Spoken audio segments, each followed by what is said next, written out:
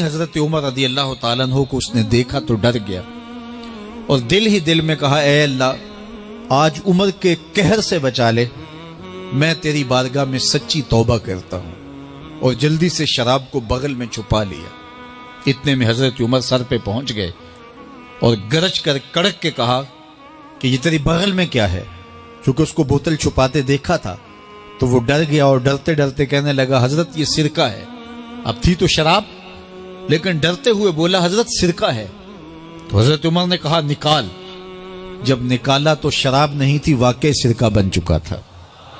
تو جب اللہ کے حضور کوئی توبہ کرتا ہے، اللہ اس کے گناہوں کو بدل کے نیکیوں میں تبدیل کر دیتا ہے۔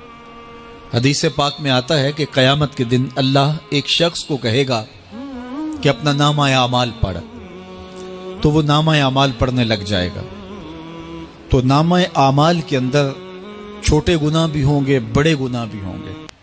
تو اللہ سے حیا کرتے ہوئے، شرم کرتے ہوئے وہ بڑے بڑے گناہوں کو چھوڑتا جائے گا اور چھوٹے چھوٹے گناہوں کو پڑھتا رہے گا۔ جب وہ سارے گناہ پڑھ چکے گا اور کتاب ختم ہوگی تو اللہ تعالیٰ اسے فرمائے گا میرے بندے تو نے یہ جتنے گناہ پڑھے ہیں میں نے سب کو بدل کے نیکیوں میں تبدیل کر دیا۔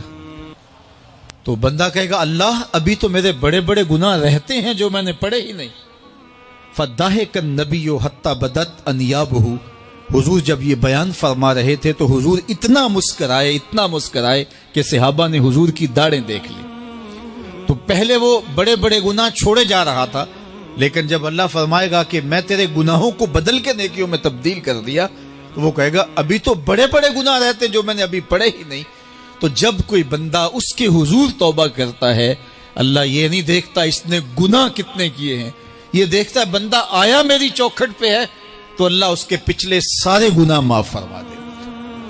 اللہ اکبر۔ میرے اور آپ کے آقا و مولا نے اللہ کے حضور توبہ کرنے اور اس پر اللہ کی خوشی اور اللہ کی خوشنودی کا ذکر کرتے ہوئے ایک مثال بیان فرمائی کہ ایک شخص صحرا میں سفر کر رہا تھا تو وہ ایک درخت کے نیچے دوپہر کاٹنے کے لیے، سستانے کے لیے رک گیا اور درخت کے ساتھ اپنے اونٹ کو باندھ دیا اور خود لیٹ گیا تاکہ دوپہر کاٹ لوں۔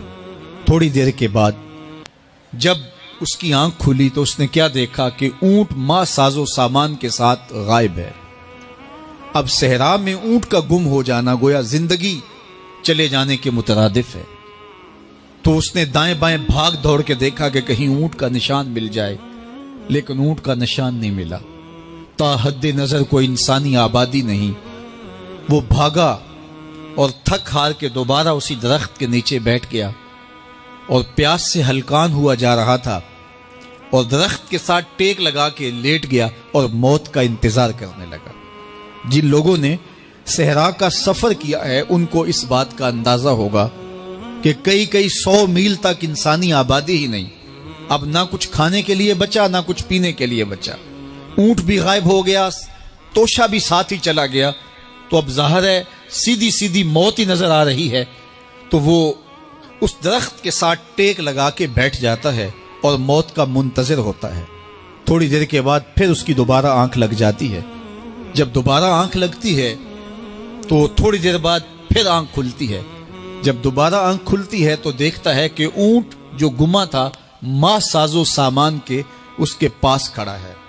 تو صحرا میں اس حالت میں اونٹ کا مل جانا زندگی مل جانے کے مترادف ہے۔ تو وہ اتنا خوش ہوا کہ خوشی کی انتہا نہ رہی، بلکہ مسرتوں کے ہجوم میں درک گیا اور کہنے کیا لگا اللہم انت عبدی وانا ربک، اے اللہ تو میرا بندہ اور میں تیرا رب۔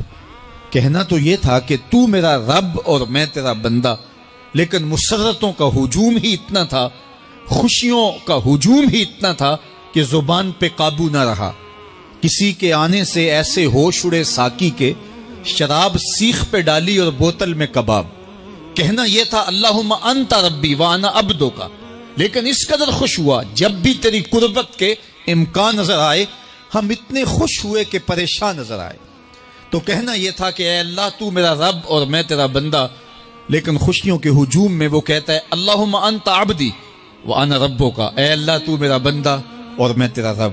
حضور یہ بات بیان کرنے کے بعد صحابہ سے پوچھتے ہیں کہ ذرا بتاؤ اس بندے کو کتنی خوشی ہوئی کہ خوشی میں زبان بھی قابو نہ رہی اور اپنے آپ پہ کنٹرول نہ رہا، اور خوشیوں کے ہجوم میں اسے یہ بھی پتہ نہیں چل رہا کہ وہ کیا بول رہا ہے۔